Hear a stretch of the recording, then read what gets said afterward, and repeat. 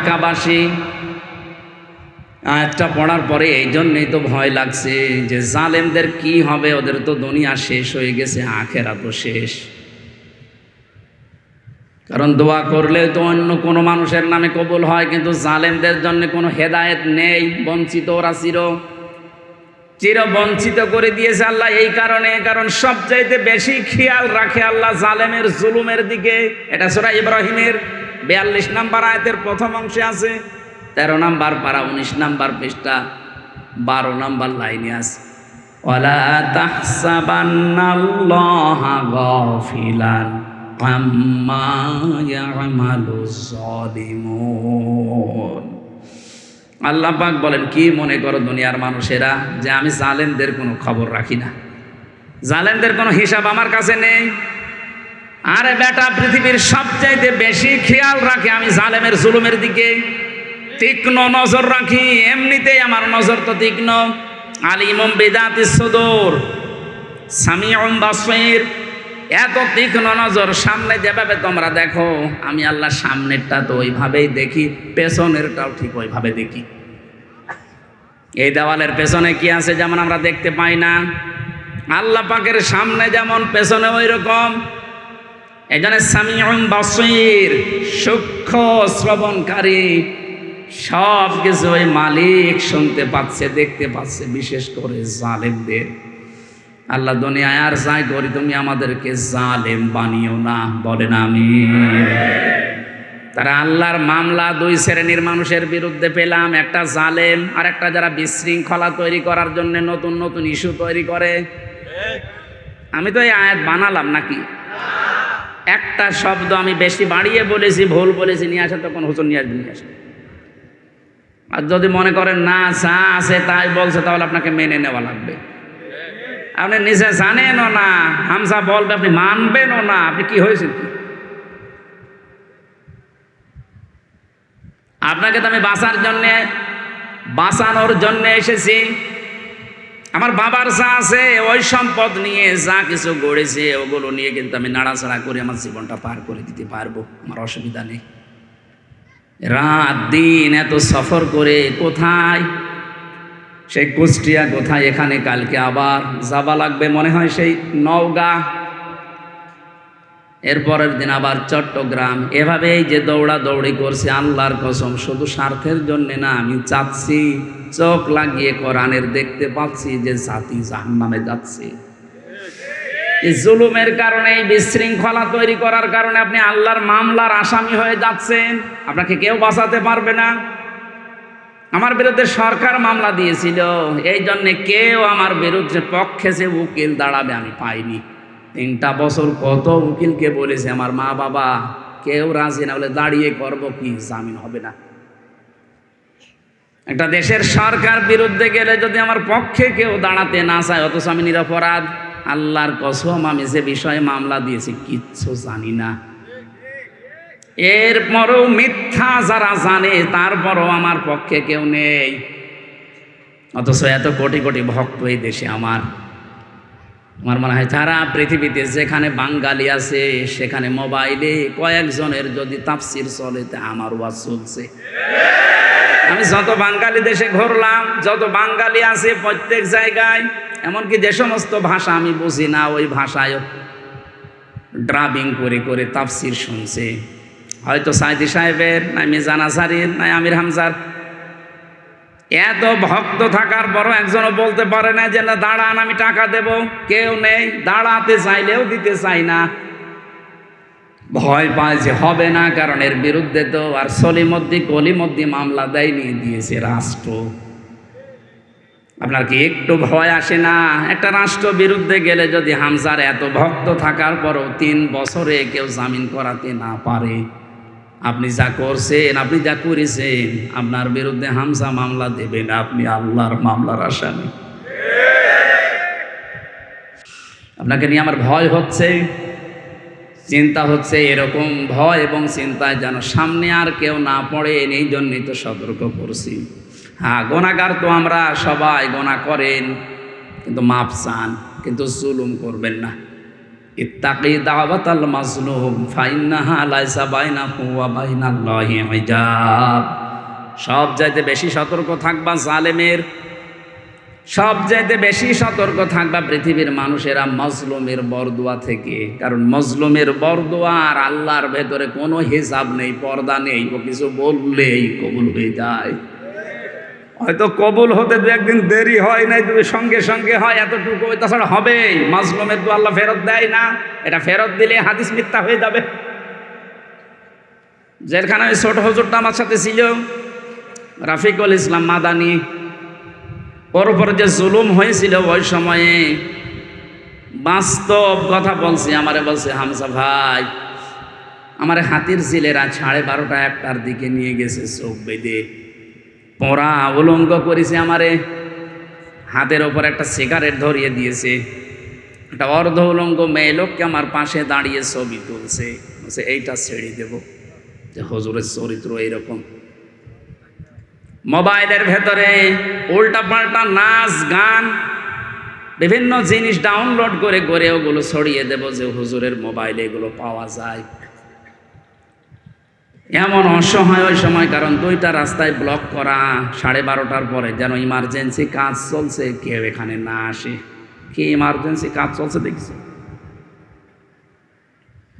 মাজলুম কি আমি সেইটা বোঝানোর জন্য এটা বললাম, কারণ এটা আমি শুনেছি ওর কাছে। শেষেও বলছে, এসআইকে জিজ্ঞাসা করলাম যে ভাই আপনারা যা করছেন এটাকে হারুন স্যার জানে? 3 ইঞ্চি হারুন বলছে জানে না, মানে হারুনই তো করাচ্ছে। অথচ রিমান্ডে থাকতেও কত ভালো ভালো কথা আমার সাথে বলছিল, কত ভালো আচরণ দেখাচ্ছিল। তলে তলে যে এত বড় ক্ষতি করবে আমি বিশ্বাসও করতে পারি না।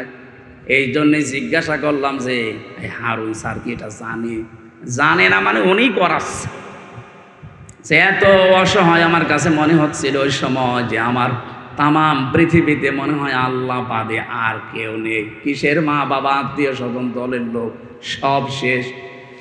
ওই মুহূর্তেই দোয়া করেছেন, আল্লাহ আমাকে যেভাবে যা কিছু ওরা দেখেছে, যারা যারা এর সাথে জড়িত, ওদের সব কিছু এভাবে তুমি দেখিয়ে দিও। আল্লাহ যে কবুল করেছে তার প্রমাণই হারুন। যদি মিথ্যা মনে হয়, আপনি 3 ইঞ্চি শোনেননি? তাম দুনিয়ার মানুষের ভিডিও দেখে ওরা এখন বাইরে আসার কোনো কায়দা আছে? বাইরে আসলে তো মানুষ পিটিয়ে মেরে ফেলবে, আর বের হলেই আওয়াজ শোনে 3 ইঞ্চি। কি একটা আওয়াজ বলেন!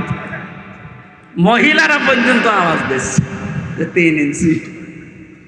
ছোট হুজুরটার মনে হয় অত ইঞ্চি না, কিন্তু এর কি হইবে? ওর যদি 1.5 ইঞ্চি হয়, আল্লাহ ডবল করে এর 3 ইঞ্চি দেখিয়ে অপমান একেবারে সর্বোচ্চ পর্যায়ে পৌঁছিয়ে দিয়েছে। এই জন্য সতর্ক থাকবেন, আপনার দ্বারা কেউ যেন মাজলুম না হয়, জুলুমের শিকার না হয়, এটা গুরুত্বপূর্ণ বিষয়। আল্লাহ আমাকে সহ যারা আমরা এখানে এসেছি এই বিষয়টাই খুব সেন্সিটিভ থাকার তৌফিক দেন, বলে না আমি।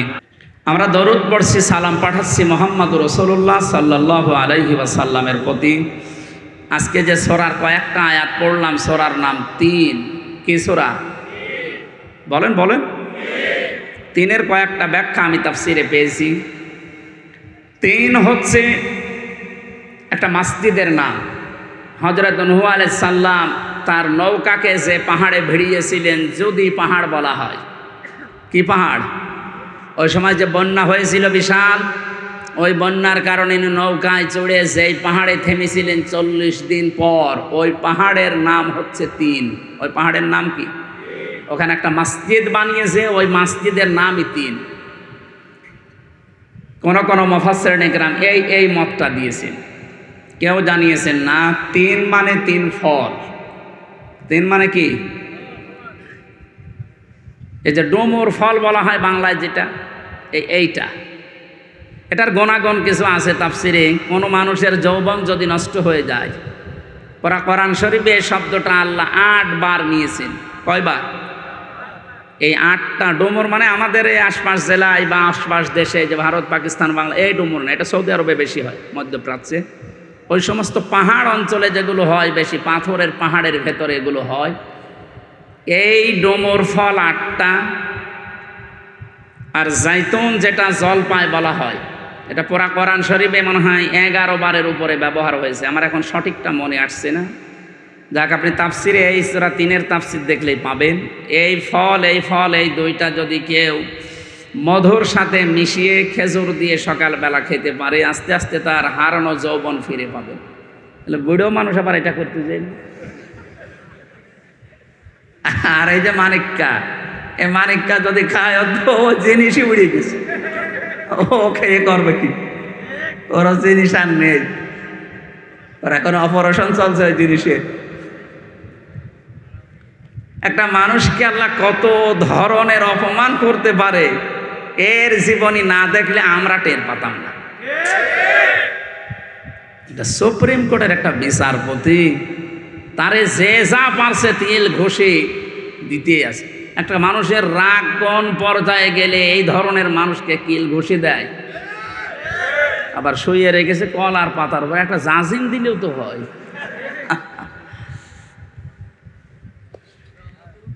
এই দেখেন এখানে বড় কবিরাজ বসে আছে, হাফেজ মাওলানা আলহাজ আব্দুল জলিল, উনি অনেক বড় কবিরাজ, আপনাদের এলাকায় থাকে কোন জায়গায় জানো?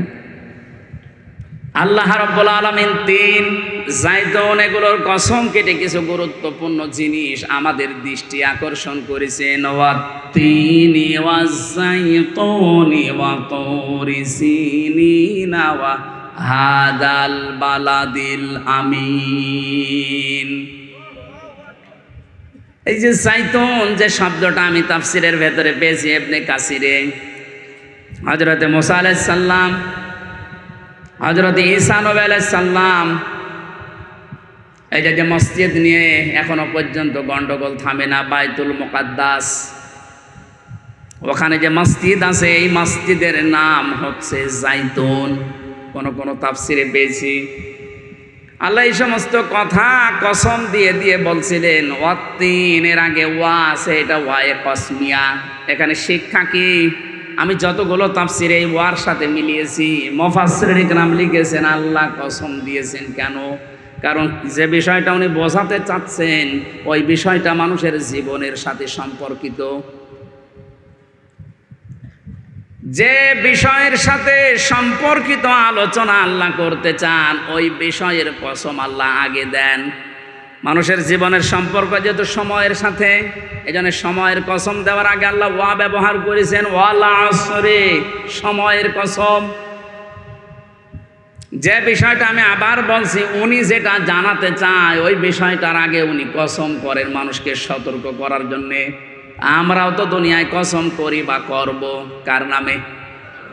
আল্লাহর চাইতে বড় যেহেতু আর কেউ নেই, এই জন্য আমাদের কসম করা লাগবে শুধুমাত্র আল্লাহর নামে, তাছাড়া আর কারো নামে কসম করা জায়েজ নেই। কিন্তু উনি যেহেতু বড়, ওনার চাইতে আর কেউ বড় নেই, ওনারও তো কসম করা লাগছে। উনি কসম করেন তখন এইটা দেখে যে আমি কি বলতে চাই ওই বিষয়টা আগে নিয়ে এসে কসম কাটেন। আল্লাহ পাক এখানে যে কথাগুলো বলতে চাবেন তার আগে এই কসমগুলো দিচ্ছেন মানুষের জীবনের সাথে, এগুলোর সম্পর্ক।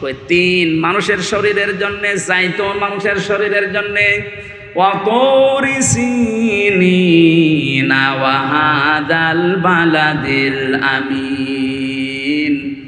এই যে তুরি সিনিন, সিনাই পর্বতের কসম। এই সিনাই পর্বতে যে ঘাসগুলো জন্ম নেয় এটা মানুষের শরীরের বহু রোগের উপশম এর ভেতরে আল্লাহ রেখে দিয়েছেন। এই জন্য দুনিয়ায় যত রোগ আছে প্রতিটি রোগের ঔষধ আল্লাহ এই গাছ গাছড়া লতা পাতা এর ভেতরে আছে। এনার মতো খুঁজে বের করা লাগবে। হযরত মুসা আলাইহিস সালামের ঘটনা পড়লাম এই জায়গায়, তাফসীর আকারে কথা বলছি, এই জন্যে থেমে থেমে বলছি, আমি সুর দিচ্ছি না। কোরআনে কারিমে হযরত মুসা আলাইহিস সালামকে আল্লাহ 40 জন নিয়ে গিয়েছিলেন কথা বলার জন্যে। যেই ময়দানে তিনি কথা বলতেন ওই ময়দানটার নাম তুরে সিনিন, সিনাই পর্বত বলা হয়। আল্লাহ পাক নিজে তার সাথে কথা বলার কারণে নামটাই পাল্টিয়ে গেছে কালিমুল্লাহ। মুসার নাম কি? তিনি আল্লাহর সাথে কথা বলতেন। হযরতে মুসা আলাইহিস সালাম যে 40 জন নিয়ে গিয়েছিলেন, এটা এত ঘাড় তেড়া ছিল এরা ওরা মুসা নবী কথা বলে বের হয়ে যখন আসে বলে না তোমার এই কথা আমরা বিশ্বাস করতে পারি, আমরা আল্লাহকে দেখতে চাই। আল্লাহ পাকের কাছে হযরতে মুসা আর যে জানালেন আল্লাহ এরা তো তোমাকে দেখতে চাই। আল্লাহ সাফ বলেছিলেন লাং তারানি, সম্ভব না। শুধু তারানি বললে অর্থ হয়ে যেত, লাং দিলেন কেন? মুফাসসিরিন ইকরাম লিখেছেন এই পৃথিবীতে কোন সৃষ্টির জন্য তার স্রষ্টাকে এই চোখ দিয়ে দেখা সম্ভব না। অথচ কত ভণ্ড পীর এই বাংলাদেশে আগে ছিল, এখনো আছে, ওরা আল্লাহর সাথে কথাও হয়, দেখাও হয়। এগুলো ডাহা মিথ্যা কথা। লা তুদরিকুল আবসার ওয়া হুয়া ইউদরিকুল আবসার। কোরআন জানাচ্ছে যে এই চোখ দিয়ে কখনো এই দুনিয়ায় আল্লাহর সাক্ষাৎ সম্ভব না, ও পাওয়ারই আলাদা। মুসা আলাইহিস সালামকে আল্লাহর সাথে একটা ঝলক দেখিয়েছিলেন নূরের, উনি পর্যন্ত যারা ছিল সব মারা গেছে আর উনি অজ্ঞান হয়ে পড়েছিলেন। জ্ঞান ফেরার পরে বলে আল্লাহ একটা ক্ষতি হয়ে গেল আমার, এমনি জাতির লোকের আমারে মানতে চায় না, আর এদের ভেতর থেকে আমি নকিব প্রতিনিধি দলপতি এদেরকে নিয়ে এসেছিলাম মাথা মাথা দেখে দেখে, আর এরা এখন মারা গেল। আমি যদি এখন ফিরে যাই আমার দাওয়াত তো নেওয়া দূরের কথা, আমার এলাকায় ঢুকতেই দেবে না, দয়া করে এদের আবার তুমি চিন্তা করে দাও। আল্লাহ পাকের সাথে মুসা নবী যেখানে কথা বলতেন ওই জায়গাটার নামের কসম আল্লাহ দিচ্ছেন, ওয়াতুরি সিনিনা ওয়া হাযাল বালাদিল আমিন। হে নবী এই যে নিরাপদ শহর মক্কা এর কসম দিলাম। কেন জানেন? কারণ তাম পৃথিবীকে আমি আল্লাহ মক্কা নগরের মতো নিরাপত্তা দিয়ে ঢেকে রাখতে চাই। বিশ্বনবীকে যেদিন বিদায় করার জন্য আবু জেহেল সংসদে আইন পাশ করেছিল রানুন্ন দোয়ায়, ওই দিন মুহাম্মদুর রাসূলুল্লাহকে আল্লাহ উনি যখন বিদায় নিয়ে যাবেন যে পাহাড়ের কাছে তাকিয়েছিলেন কাবা শরীফের দিকে, যে কাবা তোর কাছে থাকার খেদমত করার বড় আশা আমার ছিল, কিন্তু তোর নিষ্ঠুর সন্তানরা আমরা থাকতে দিল না, আমি আবার আসব। সেই সময় আল্লাহ আয়াতগুলো জানিয়েছিলেন, লা উকসিমু বিহাদাল বালাদ ওয়া আনতা হিল্লুম বিহাদাল বালাদ। আল্লাহ পাক বলেন এই নিরাপদ শহর মক্কার কসম, হে নবী আপনাকে আমি বলছি ওয়া আনতা হিল্লুম বিহাদাল বালাদ, আপনি এই নগরের বৈধ নাগরিক। এ বাংলাদেশে যারা জন্ম নিয়েছে তারা এই দেশের নাগরিক।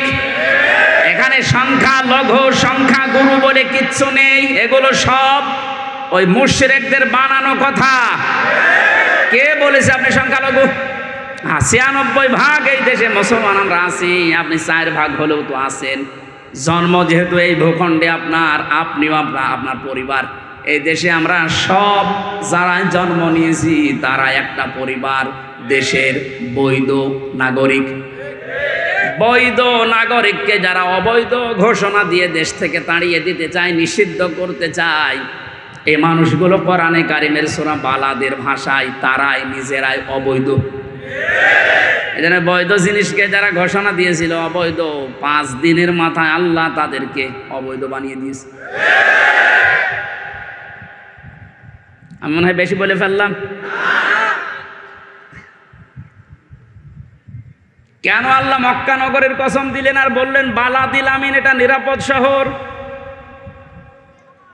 কোরআনে কারিমের বহু জায়গায় আল্লাহ এই আয়াতটার ব্যাখ্যা দিয়েছেন।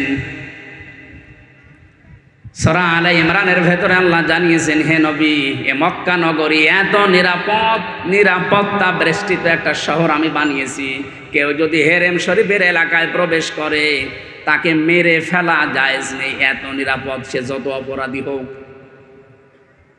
আমার মনে হয় কোরআনে কারিমের এই নিয়ম নীতি বিশ্বনবী যখন চালু করতে পেরেছিলেন, পুরা মক্কা নগরী না পুরা আরব জাহানকে আল্লাহর নবী এমন বানাতে পেরেছিলেন যেন মায়ের কোলে মানুষ আছে। ওই দৃশ্যটা আমরা এখন দেখতে চাই। এ দেশটা 53 বছর হয়ে গেল স্বাধীন হয়েছে, বিভিন্ন মানুষের দায়িত্ব পালন করা আমরা দেখেছি, কিন্তু বালাদিল আমিন আমরা পাইনি। চাচা এরশাদ ঘোষণা দিয়েছিল মরণের আগে যে বাইরে থাকলে খুন, ঘরে থাকলে গুম। আল্লাহ পাক বলেন না, আমার আইনগুলো যদি সত্যি চালু করতে পারো, আমিও তোমাদের পৃথিবীর যে জায়গায় চালু হবে ওই জায়গাটা বালাদিল আমিন বানিয়ে দেব। 53 বছরে যেহেতু আমরা দেখেছি, বাবা চালিয়েছে, স্বামী চালিয়েছে, চাচা চালিয়েছে, বোন চালিয়েছে, ভাবিও চালিয়েছে। এখন শুধু দেখতে বাকি আছে যে কোরআন দিয়ে চললে দেশটা কেমন দেখা যায়। বালাদিল আমিন যদি সত্যিই দেখতে চান, আল্লাহর কসম দিয়ে আমি বলতে পারি, কোরআনের নিয়ম নীতি যেগুলো আছে 500 আয়াত শরীয়তের বিধান, কয়টা? এর ভেতরে সংসদে কায়েম করার মতো আছে 73টা। কয়টা? এই 73টা ধারা যদি সত্যি আমরা কায়েম করে দিতে পারি, সারা বাংলাদেশটা আমার আল্লাহ বালাদিল আমিন বানিয়ে দেবেন। বিশ্বাস যদি না হয় আপনি কায়েম করে দেখেন।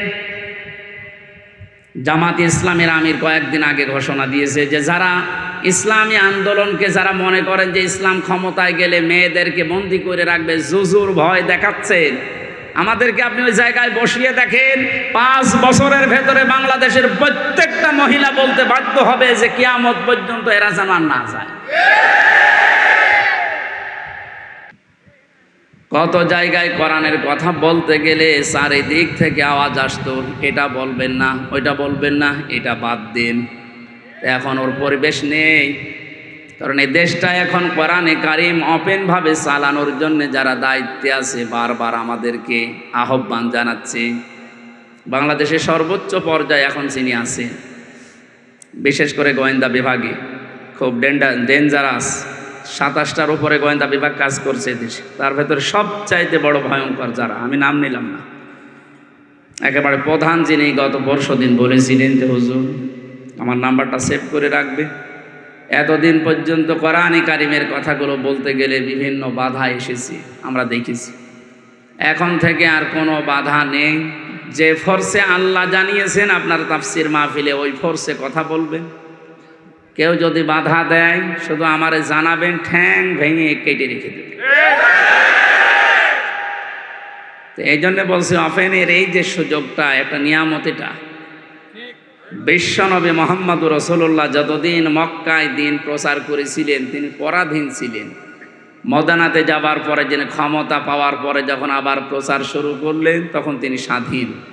তখন কি দেশটা মক্কা মদিনা খুব বড় না, এই দুইটা শহর ছোট। আমাদের বাংলাদেশের মতো 14টা বাংলাদেশ জোড়া দিলে যত বড় হবে, পুরা সৌদি আরব ওই রকম বড়। কিন্তু মক্কা মদিনা তো একটা শহর, একটা জেলা, অত বড় না। তো এই হিসাবে মুহাম্মদুর রাসূলুল্লাহ দায়িত্বে ছিলেন মদিনার। কিসের? মানে রাষ্ট্রপতি ছিলেন, রাষ্ট্রনায়ক ছিলেন কোন জায়গার? এতটুকু জায়গার একটা ক্ষমতা পাওয়ার পর তামাম দুনিয়া তিনি কাঁপিয়ে ফেলেছেন।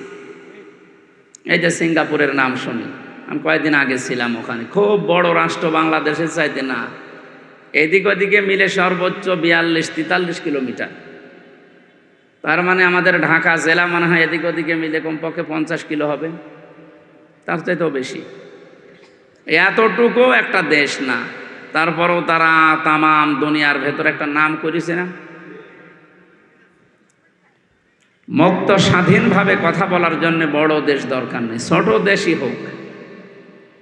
কিন্তু যে পরিবেশ এখন আমরা ফিরে পেয়েছি, এটা যদি অক্ষুণ্ণ রাখতে না পারি, আবার যদি পরাধীন হয়ে যায়, কোরআন শুধু না, নিজের ব্যক্তিগত কথা বলতে গেলেও 4 বার হিসাব করা লাগবে। সেই হিসাবে যখন একটা মুক্ত জীবন পেলাম, এটা যে কত বড় নিয়ামত, যারা ভুক্তভোগী তারা টের পাচ্ছেন। আমরা যারা অন্তত কথা বলি এই দেশে, তারা আমরা জানছি যে এটা কত বড় নিয়ামত। গোয়েন্দা বিভাগের এই প্রধান, উনি আরও 2টা কথা আমাকে জানিয়েছে, এটা যেহেতু রেকর্ড হয় সেই জন্য বলছি, উনিও শুনবে হয়তো কালকে, আমি সেভ করে রেখেছি নাম্বার। উনি জানিয়েছে যেখানে যেখানে কোরআনের আলোচনা করবেন কমিটিকে আগে থেকে জানিয়ে দেবে, তারা যেন মেয়েদের প্যান্ডেল আলাদা করে, আর ওখানে যেন কোনো পুরুষ মানুষের দায়িত্ব না দেয়। এটা একটা ভালো দিক। 2 নম্বরে মেয়েদের উপস্থিতি বোঝার বা সক্ষমতা যাদের আছে যে এই পরিমাণ হতে পারে, ওই পরিমাণ লক্ষ্য করে তাদের জন্য আলাদা টয়লেট, অজুখানা, নামাজের এরকম একটা ব্যবস্থা করিয়ে দেবেন, এ কথা যেন তারা পালন করে। তার মানে যে লোকটা আছে আমার মনে হয় ইসলামী মাইন্ডের, ইসলাম সম্পর্কে অন্তত কিছু জানি। এর আগে যারা ছিল এরকম কোনো কথা আমি বলতে শুনিনি, আরো তারা মুখ চেপে ধরত। মুখ যে চেপে ধরে এরকম একটা ছবি ভাইরাল হয়নি? আল্লাহ মাহুল বায়ান, আল্লাহ বলেন আমি বায়ান শিখিয়েছি। কথা বলা এটা দুনিয়ার কেউ শেখায় না। কথা বলা এটা যদি দুনিয়ার কেউ শিখিয়ে দিত, কত বোবা মানুষ আছে কথা বলতে পারে না। এই মুজিজা মুহাম্মদ রাসূলুল্লাহ সাল্লাল্লাহু আলাইহি সাল্লামকেও আল্লাহ দেয়নি, একজনকে দিয়েছিলেন, হযরত ঈসা নবী। তিনি বোবা মানুষকে যদি মুখে হাত বলিয়ে দিতেন সে কথা বলতে পারতো, এটা তার মুজিজা ছিল। আল্লাহ বলেন একটা কথা মানুষ যখন বলে, কমপক্ষে এই কথাটা আমার 27টা ফেরেশতা তৈরি করে। আমরা মনে করছি কথা আকারে কতটুকু বিষয় বলে ফেললাম না। আল্লাহ মাহুল বায়ান এই আয়াতের ব্যাখ্যা করতে গিয়ে এখন যারা আধুনিক বিজ্ঞান, ওরা জানাচ্ছে মুখের এই কয়েক ইঞ্চি জায়গার ভেতরে 27টা স্তর আছে। একটা কথা তৈরি হতে 27 বার ধাক্কা লাগে, এরপরে শেষবারে এসে বের হয়। আপনারা টের পাচ্ছেন কি জিনিস আল্লাহ দিয়েছে? উনি যদি এই নিয়ামতটা কেড়ে নিত, আপনি কোনো আদালতে মামলা করে ফেরত পেতেন? বলেন। এখনই তো আপনার শুকরিয়া আদায় করা দরকার এই নিয়ামতের। না শুধু আলহামদুলিল্লাহ, এটা আমি আগেই বলেছি, এটা একটা বাক্য, শুকরিয়া আদায়ের একটা বাক্য মাত্র। কিন্তু এর শর্ত আছে, কেউ যদি কোনো নিয়ামতের শুকরিয়া আদায় করতে চায়, কয়টা শর্ত পালন করা লাগে? 1 নম্বরেই বলা লাগবে যে হ্যাঁ এটা আমার নিয়ামত। এদেশটা এখন এই যে স্বাধীনভাবে চলাফেরার সুযোগ যারা করে দিল, এটা নিয়ামত, স্বীকার করা লাগবে না? যাদের মাধ্যমে হয়েছে তাদেরকে স্মরণ করার দরকার নেই। নবীজি বলেন কেউ যদি উপকার করার পরে তার শুকরিয়া আদায় না করে, ও যেন আল্লাহর শুকরিয়াও আদায় করে না। জানে যারা এই কাজ করলেন আমরা তাদেরকে মন থেকে স্যালুট জানাচ্ছি, ধন্যবাদ জানাচ্ছি এবং দোয়া করছি আল্লাহ শাহাদতের মর্যাদা যেন প্রত্যেককেই দান করেন যাদের ঈমান আছে। ঢাকাবাসী 2 নম্বরে ওই নিয়ামতটা সামনে আসার পরে মনের ভেতরে একটা আলাদা শান্তি আপনি পাবেন। আমরা এখন অনেকেই পাচ্ছি, কিন্তু আলাদা শান্তিটা পাবে না শুধু তারা, ওয়ালা ইয়াজিদুজ জালিমিনা ইল্লা খাসারা। জালেম যারা, তারা কোনো নিয়ামত পাওয়ার পরে শুকরিয়া আদায় করার জন্য মনে আনন্দ পাবে না, ওদের শুধু ক্ষতি বৃদ্ধি হতে থাকবে। এই জন্য দেখেন যারা জুলুম করেছিল সবার না, সত্যিকার অর্থে যারা জালেম ছিল তারা এখন দিন যত যাচ্ছে ওদের কোনো শান্তি নেই, ক্ষতি বৃদ্ধি হচ্ছে। এইটা তো মিলছে না, এটা বানিয়ে বললাম নাকি? তাফসিরের ভাষা অনুযায়ী এখন এটা খাপের খাপ, মুমতাজের বাপ মিলে যাচ্ছে যে নিয়ামত পেলে শুকরিয়া আদায় করার দ্বিতীয় মাধ্যম এইটা যে আপনার মনে একটা আনন্দ আসবে, শান্তি পাবেন একটা। কিন্তু কাফের যারা, জালেম যারা, তাদের জন্য কোনো শান্তির ঘোষণা নেই। ওদের দিন যত যাবে ওদের শুধু ক্ষতি বৃদ্ধি হবে। জালেম যারা ছিলেন তারা নিজেদের পায়ে নিজেরা কুড়াল মেরেছেন, কারণ আপনার দুনিয়াও শেষ, পরকাল তো শেষই। কি হলো বলেন তো আপনার জুলুম করে নিজের জীবনটা ধ্বংস করে দিলেন। এখন যদি বলেন হুজুর তার জন্য একটু দোয়া করেন, কি করব দোয়া করি, কারণ জালেমদের জন্য দোয়া করলে কবুল হয় না। জালেমদের জন্য দোয়া করাও নিষেধ। কত বড় ক্ষতি করে ফেললেন আপনি নিজের। এখানে লিখে দিয়েছেন ইসলাহি মাহফিল, সংশোধনের জন্য বলছি। কত বড় ক্ষতি যে হয়ে গেছে আপনার, এই ক্ষতি আর ওঠার মতো না। রব্বুল আলামিন জানিয়েছেন এই পৃথিবীর জালেমেরা আল্লাহু লা ইয়াহদিল কওমাজ জালিমিন। হে নবী, জালেমদেরকে আমি হেদায়েত দেই না, সুতরাং ওর জন্য দোয়া করে আমি হামজা করব কি? ইয়াহদি এটা মোজারে, বর্তমান, ভবিষ্যৎ, প্রেজেন্ট, ফিউচার, শুধু এখন না। কিয়ামত পর্যন্ত জালেম দুনিয়ায় আসবে, কোনো জালেমের জন্য দোয়া করা জায়েজ নেই। এমনকি জালেমের জন্য দোয়া করলে আল্লাহ কবুল করবে না, হেদায়েতও দেবে না। এত রাগ আল্লাহর জালেমদের উপরে। কোরআনে কারিমে সবচাইতে ভয়ঙ্কর মনে হয় আমার কাছে এই আয়াতটা, সূরা শূরা 42 নম্বর আয়াত, 25 নম্বর পারার 6 নম্বর পৃষ্ঠা 13 নম্বর লাইনে আছে, ইন্নামাস সাবিলু আলাল্লাযীনা ইয়াযলিমুনান নাস ওয়া ইয়াবগুনা ফিল আরদি বিগাইরিল হক উলাইকা লাহুম আযাবুন আলিম। এই খেয়াল করে, আমি আমার ঈমান থেকে কথা বলছি, কি আমার দিকে তাকিয়ে আছে, চোখ বন্ধ করে আছে, কি খুশি হবে বেজার হবে না, আমি আমার আল্লাহর দিকে আর আমার ঈমানের দিকে তাকিয়ে বলছি। সত্যি আমি মন থেকে কথাগুলো বলছি, আপনি একটু ভাবেন। আল্লাহ বলেন আমি নিজে মামলা দেব জালেমদের বিরুদ্ধে। খেয়াল করেছেন কত ওজনে কথার। সরাসরি মামলার বাদী আল্লাহ নিজে কেস করবেন। কে? আপনার মনের ভেতরে যদি এরকম কিছু থাকে তো ভয়তে কেঁপে ওঠার কথা, আল্লাহ মামলার বাদী। আপনার তো অনুভূতি আমি দেখছি না।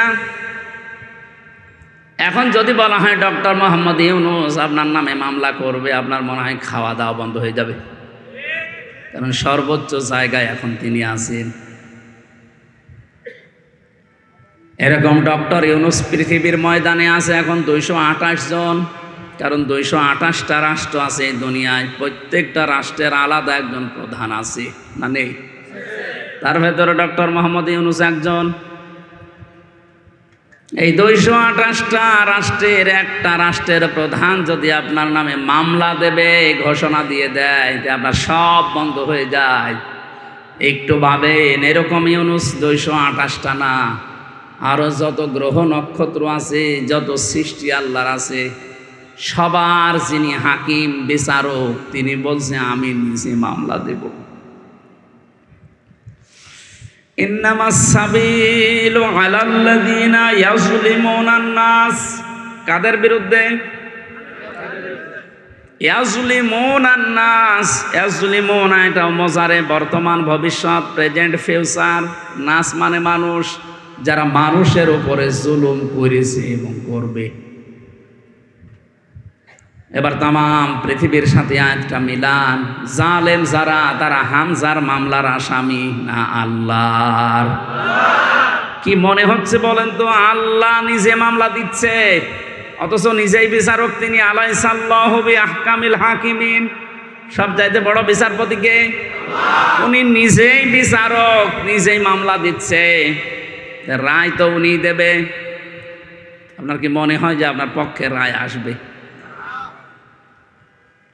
বাদী যিনি, তিনি নিজে বিচারপতি, তিনি মামলা দিচ্ছে নিজে, রায় দেবেন তিনি।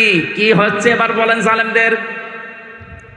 কত খারাপ বদনসিব, কপাল খারাপ ওই জালেমদের, যারা জুলুম করেছে দুনিয়ায় এখনো করছে।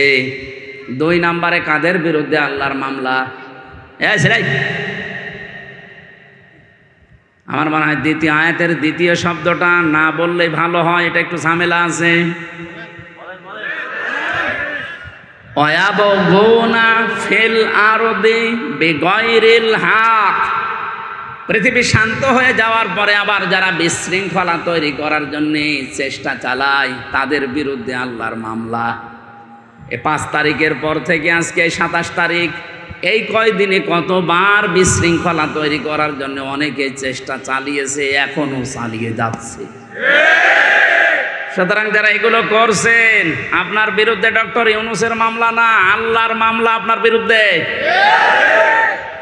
আপনি এখন সব কিছু সামনে নিয়ে এসে এটা করা লাগবে, ওটা করা লাগবে, তো 15 বছর কোথায় ছিলেন?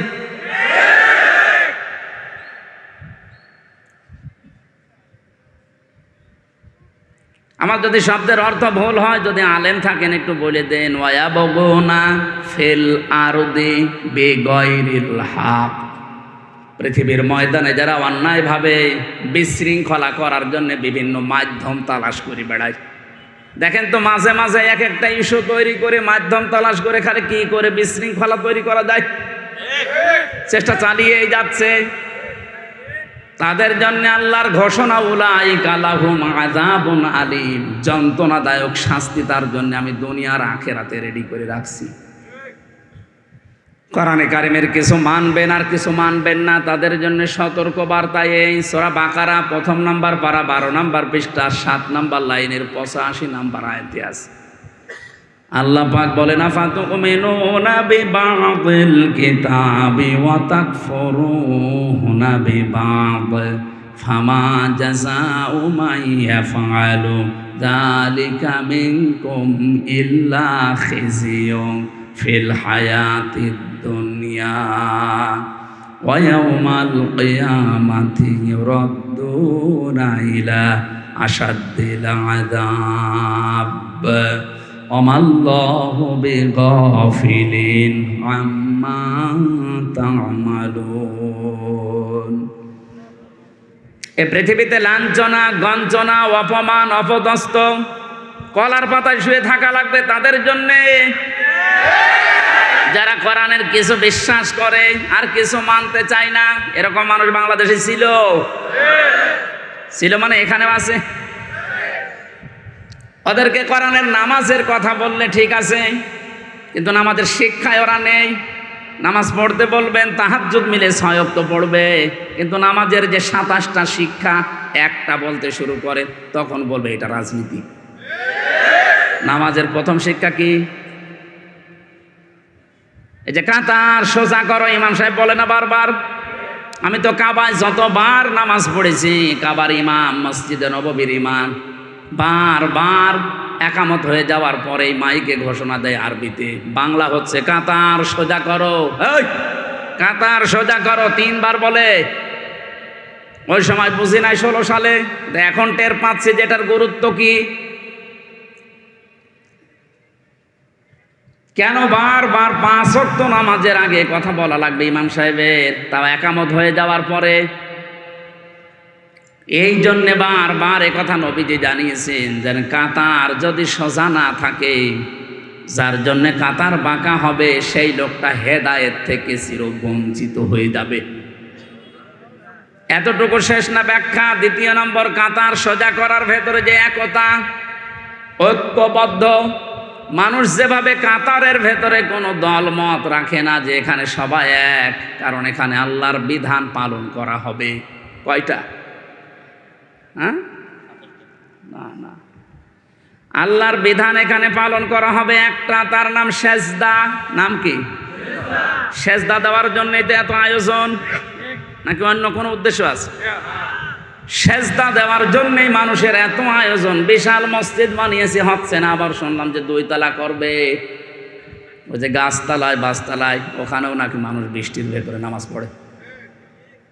কি গুরুত্ব দিয়ে 2 তলা মসজিদ বানাচ্ছে, মানুষ যেন কষ্ট না পায়। 5 ওয়াক্ত আযান দেওয়ার জন্য আলাদা একজন মুয়াজ্জিন আছে, এটা পরিষ্কারের জন্য খাদেম আছে, টয়লেট এবং ওযুখানার জন্য আলাদা ক্লিনার আছে, আলাদা। 5 ওয়াক্ত নামাজ পড়ানোর জন্য একজন ইমাম আছে, জমা পড়াবে আর একজন খতিব আছে। এত আয়োজন করে উদ্দেশ্য আল্লাহর একটা বিধান এখানে পালন করা হয়, তার নাম সেজদা। নাম কি? এবার আপনার বিবেককে বলেন তো, একটা বিধান পালন করতে গিয়ে যদি এত আয়োজন করা লাগে, বারবার বলা লাগে, তাহলে এর বাইরে কত আয়োজন আছে আমাদের পরিবার, সমাজ, রাষ্ট্রীয় জীবনে বলেন।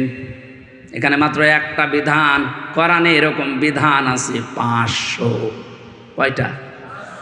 একটা বাদ দিলে এখনো থাকছে কয়টা? যে 499টা এখন তো আর মসজিদে নেই, বাকিগুলো সব বাইরে। এখানে একটা পালন করতে যদি সব এক হয়ে যেতে পারেন, কাঁধে কাঁধ মিলিয়ে, পায়ের গোড়ালির সাথে গোড়ালি মিলিয়ে সব এক, এখন পালন হবে আল্লাহর বিধান। এই শিক্ষাটা আল্লাহ চায় যে আপনি বাইরে নিয়ে যান। এরকম 499টা বিধান এখন পরিবার, সমাজ, রাষ্ট্রে আছে। ওইগুলো মানতে গিয়ে যদি কেউ বাধা দেয়, তখন আর কেউ নেই, সব আমরা এক। এই শিক্ষাটা আপনি নিতে চান না? তখন বলেন না ওইটা আমার দলের লোক না, ওইটা রাজনীতি, ওইটা জঙ্গির কাজ, ও ঝামেলায় আমি নেই, আমি শুধু আছি কি লা ইলাহা ইল্লাল্লাহ, কাউকে কিছু বলবো না, যে যা কষে করুক গা। এই নামাজের কথা বললে তাও তো আপনি একটু হালকা পাতলা মানেন, রোজার কথা বললেও হালকা পাতলা মানেন, কিন্তু এই পৃথিবীতে ওই 499টা বিধানও যে দরকার, ওই কথাগুলো বলতে গেলে তখন আপনি বলেন এইটা রাজনীতি, এইটা রাষ্ট্রের ব্যাপার। আপনি তো কোরআন বোঝেননি, কোরআন ডিপলি ভাবে নিজে বোঝেনও না। যারা ডিপলি বোঝে তারা বোঝাতে চাইলে আপনি মানেনও না, আপনি তো আবু জেহেল ছাড়া কিছু না। খেয়াল করেন তো, কিছু মানলেন কোরআনের কথা, বিশ্বাসও করলেন, আর কিছু মানেনও না, বিশ্বাসও করেন আর উল্টাপাল্টা ধারণা করেন আয়াতগুলোর উপরে, আপনার কি হবে?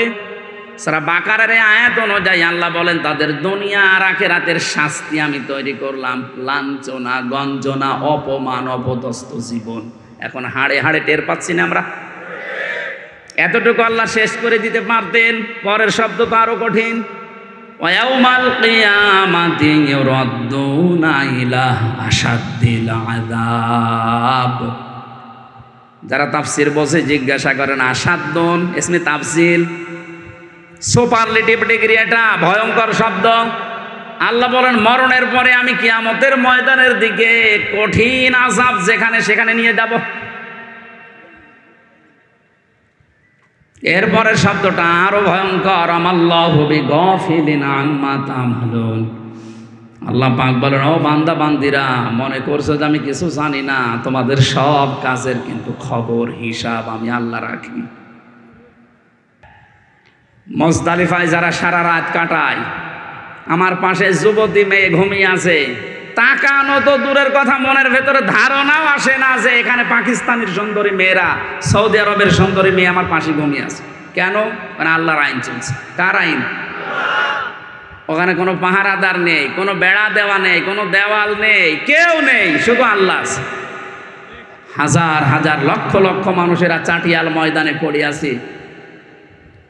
নিজে পরীক্ষিত, নিজে দেখে আসলাম। হাসি যদি এখানে থাকে জিজ্ঞাসা করেন, তারা দেখে এই যে হাসি না, এটা জিজ্ঞাসা করেন। ওইটা আমরা চাই যে বালাদিল আমিন হিসাবে দেশে ঢাকা শহর থেকে কুষ্টিয়া পর্যন্ত 250 কিলোমিটার একটা মেয়ে, যুবতী মেয়ে হেঁটে চলে যাবে, আল্লাহর ভয় ছাড়া ওর মনের ভেতর কোনো ভয় থাকবে না। সেটার জন্য আল্লাহর বিধান লাগবে। দুনিয়ার কোনো বিধান দিয়ে এটা যে হবে না, তার প্রমাণ আমরা 53 বছরে পেয়েছি। সুতরাং আল্লাহ যেটার ঘোষণা দিচ্ছেন, কসম দিচ্ছেন যে এই নিরাপদ শহরের কসম, বাংলাদেশকেও নিরাপদ শহর বানাতে হলে, আমার অধিকারগুলো আদায় করতে হলে আল্লাহর চাইতে আর কেউ নেই। ওনার বিধানটা নিয়ে আসেন, উনি ভালো জানে যে কিভাবে আপনাকে বানিয়েছে। এর পরবর্তী আয়াতগুলোতে আল্লাহ আমাদেরকে আমাদের জীবন সংক্রান্ত যে বিষয়গুলো আছে, যে লাকাদ খালাকনাল ইনসানা ফি আহসানি তাকওয়িম সুম্মা রাদাদনাহু আসফালা সাফিলিন, এই দুইটা আয়াতে আল্লাহ আমাদের জীবন সংক্রান্ত, মানুষের চরিত্র, মানুষের গঠন, কিভাবে উঁচা নিচু হয়, নষ্ট হয় মানুষ, কিভাবে এই বিষয়গুলো একটা একটা করে তুলে ধরেছেন। এখন তো আজকের এই মাহফিলটা তো আমার জানাইনি, আমি তো জানতাম যে একটা আজকে। আরে মনে হচ্ছে স্বাধীন হওয়ার পরে আমার চাপ আরও বেড়ে গেছে, কারণ আগে তো 20-22টা জেলায় ঢুকতে দিত না, ওই জেলায় এখন বেশি হচ্ছে। বাধা যারা দেবে তারা তো সব পালিয়েছে, এই জন্য ওই জেলাগুলোর চাপ এখন আমি আর সহ্য করতে পারছি না। বিশেষ করে খুলনা আর বরিশাল বিভাগের এই 20-22টা জেলা নিয়ে খুব ঝামেলায় আছি। আপনারা এই একটা এখন একদম মানিকগঞ্জে আছে মনে হয়, মমতাজের গ্রামে, আল্লাহর ওলির গ্রামে যাচ্ছি। তো ওখানে আপনাদের ইমাম সাহেব, এই যে চেহারা দেখলে আল্লাহর কথা মনে হয়, যার চেহারা দেখলে আল্লাহর কথা মনে হয় ওটা একটা অলি। অলি কিনা আমি জানি না, কিন্তু ওনার চেহারা দেখলে যেহেতু মনে হচ্ছে কিছু আমল আখলাক আছে, আল্লাহ যেন ওনারে কবুল করে। ওনার নিজেদের শুধু স্বার্থের জন্য না, এই মসজিদের মানুষের নামাজের জায়গা হচ্ছে না, এই জন্য জমার দিন আমি একবার এসেছিলাম, দেখলাম এই গাছতলায়, এই জন্য কষ্ট করে হলেও আপনাদেরকে নিয়ে আপনাদের মসজিদ বানাচ্ছে। ওনার বাড়ি তো সে রংপুরে, আপনাদের নামাজের জন্য এই কষ্ট স্বীকার করছে, আমাকে দিয়েও বলাচ্ছে। আমি এগুলো পারি না, তারপরও আহ্বান জানাচ্ছি, যা যতটুকু সমর্থ আছে এদিকে একটু লক্ষ্য রেখে। কারণ মান বানালিল্লাহি মাসজিদান বানাল্লাহু লাহু বাইতান ফিল জান্নাহ। আপনার একটা টাকাও যদি মসজিদ বানানোর কাজে থাকে, জান্নাতে আল্লাহ একটা ঘর আপনার জন্য বানিয়ে দেবে। এইরকম সুযোগ দুনিয়ার অন্য কোনো কাজে আছে বলে আমি জানি না। এই হাদিসটার উপরে আমল করার একটু চেষ্টা করে। উনি তো 30,000-এর কথা বলেছিলেন, মাত্র আমারটা দিয়ে মনে হয় 11,000 হয়েছে। আপনার আর এক ভাই যে 10,000 দিয়েছে, সব মিলে মনে হয় 21,000, এখনো 9,000 টাকা লাগবে। 30,000 পুস্তি হলো। বলেন তো একটু 1,000 করে কেউ যদি পারেন, এখন না হলে পরবর্তীতে দিয়ে যাবেন জমার দিনের আগে। এই যে 2 জন আছে, 1 2 1 2 3 1 2 3, তার মানে 24 জন হয়ে গেছে। আর 6 জন এই স্টেজে যাদের বসান, এ কি গরিব মানুষ সব? এনারা 1,000 টাকা এক মাসে দিতে পারবে না মানে? হ্যাঁ, ডিশের বিলে প্রায় মাসে মনে হয় 600-700 টাকা দেওয়া লাগে। ওই 3 জন হয়ে 24 জন। আর মানুষ নেই ভাই? এই যে আর একজন আছে, দেখেন তো কে? 25 জন। আর 5 জন লাগবে। বলেন, একটু বলেন, তাড়াতাড়ি বলেন। আপনারা আলাদাভাবে মাহফিল দেবেন, আলাদা অনুষ্ঠান। আমার তো সময়ও পাওয়া যায় না। আরও যারা ভালো ভালো আলোচক আছে দেশে, ভালো ভালো আলেম আছে, তাদেরকে নিয়ে আসবেন। 1-1.5 ঘন্টা 2 ঘন্টা না হলে তাফসির শেষ করা যায় না এক আয়াতের উপর।